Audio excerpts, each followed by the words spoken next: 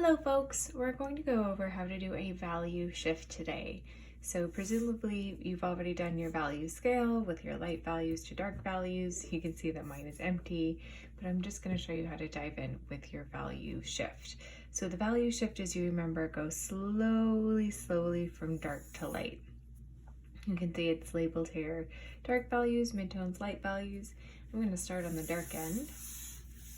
And I'm flipping my paper around because I want to situate my hand so that I can rock back and forth easily. Your wrist is a natural pivot point, and I'm going to use the design of my hand to my benefit by starting on this end. So I'm going to start a little bit darker. I've got a 2B pencil here. You're welcome to try a different pencil. Some people prefer to work a little lighter. Some people prefer to work a little darker. You'll notice that my marks are going up and down. That's to say I'm not going this way. If you draw this way, and some people do, you tend to get a patchy value shift. But what I'm looking for is something really smooth. So I'm going to go this way. I'm actually going to let my lines go outside of the box a little bit. I've got a handy dandy eraser ready, so I can go back and clean those up.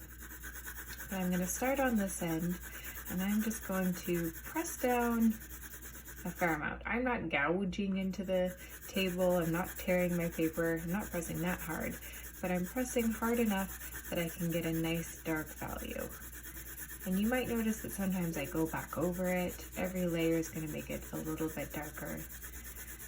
And then as I move away into my mid-tone section, into my light value section, I'm going to lighten up my pressure. So as I'm in the dark values, I'm pressing down pretty hard. And as I start to move into the mid-tone section, I'm just going to relax my hand. I like this method because it involves just relaxing, just putting in a little bit less effort as you go.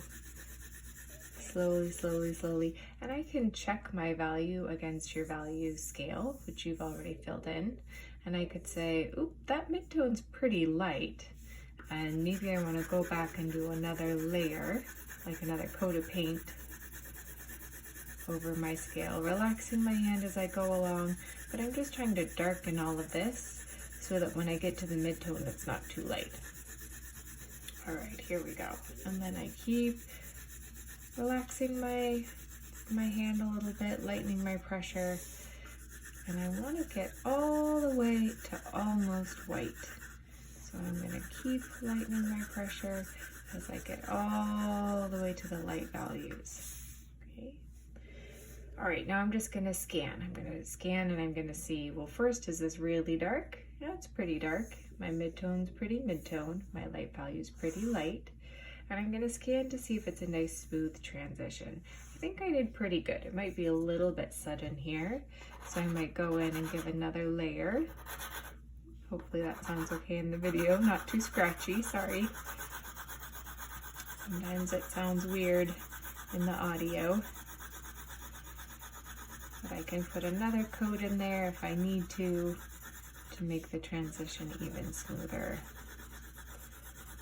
If I had gotten it too dark, let's say that my light value was still pretty dark, I could take my kneaded eraser and I could just lift up a little bit of that value. Some people swear by smudging. They really enjoy smudging either with their finger or with a blending stump. I think it's kind of satisfying to make it smooth without, so I'm going to hold off on smudging mine, although you're welcome to.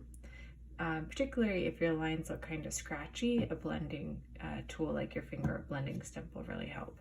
And then the final move is just to take my white eraser and sneak up on that edge and see if you can get it nice and clean.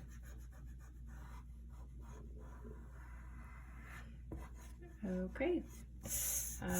I'll go ahead and erase this for my final, but you don't have to watch me erasing. Just trying to get it nice and clean, and then you can turn it in. All right, have fun.